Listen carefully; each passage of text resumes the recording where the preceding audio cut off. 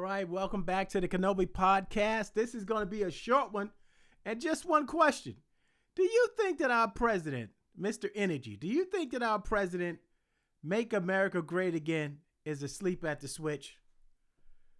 Let's try to find out. I don't think so, because only Joe Biden was sleepy, Joe.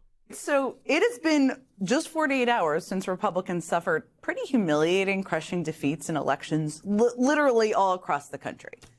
And when any White House experiences a humiliating defeat, and believe me, I've been part of those, the instinct is often, most of the time, to change the subject. I mean, roll out a new policy, hold a big event, make any announcement of any kind, basically to get people to talk about anything other than the absolute shellacking that you just took at the polls.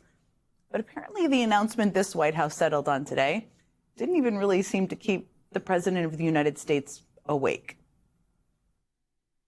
Americans will lose 135 billion pounds by the midterms. But I don't measure it in pounds. I measure it in saved lives. I got to stop. Now, you know that man must be asleep because he heard the word billion and he didn't snap up to his feet. Dr. Oz said billion with so much emphasis because he was trying to wake him up and he wouldn't wake up. Now, everybody gets tired. You know what I mean? Now, I'm just going to say this. Don't all of you Make America Great Again fans need to apologize to poor Joe Biden? Now, Joe was sleepy too, but he said it would never happen to him and he fell asleep. The worst thing about this is he fell asleep surrounded by his friends. Now, what kind of friend will let another friend in public fall asleep like that? If I was our president, the woman with the white dress and the man next to her, I would fire them if I could fire them. Because why didn't they nudge his chair? Why didn't they push him a little bit to snap him out of it? How come 1, 2, 3, 4, 5, 6, 7, 8 people, 9 people, count Oz, let the president of the United States go to sleep like that? That's unconscionable. That's unconscionable. People can sleep again because they can breathe as when they go to bed. Folks whose knees don't hurt. People who don't have heart attacks, renal failure, dementia, all the things we know are associated with obesity and much more.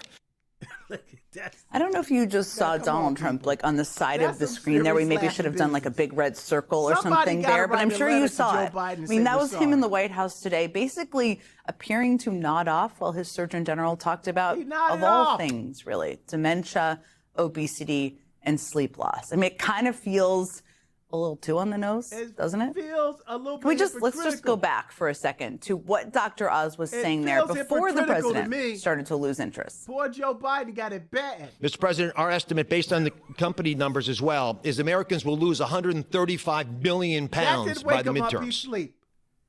He sleep. That's it. He sleep. He sleep. The president of the United States is asleep at the switch. Now, that's the guy that holds our nuclear codes in his hand. And I'm just going to say this. I just think that all of you that jumped on poor Joe Biden can have a little bit of sympathy and a little bit of grace and at least apologize to Joe Biden. Even if you never do it publicly, maybe in your heart, you can say, Joe, I'm sorry, because here's another 80-year-old man. And I guess sometimes 80-year-old people get tired. And that's all I got to say about that.